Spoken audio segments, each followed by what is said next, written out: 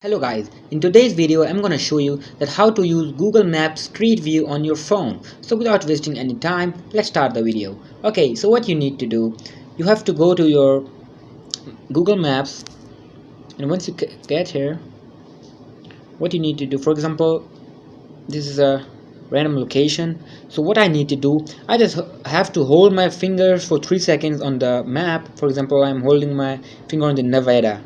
So if I will hold my finger here on the Nevada, so as you can see here I have all the informations. For example, I'm gonna do it here.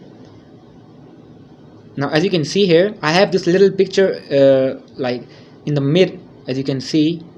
So if I will click on it, as you can see I have all the street view here.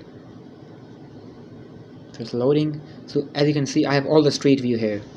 So that's the easiest way that how you can do it. You just have to hold your finger, and then after that the image will appear and you have to click on it. So I hope you found this video helpful. If you found this video helpful, make sure to like the video and subscribe to our channel to see more content. Thank you.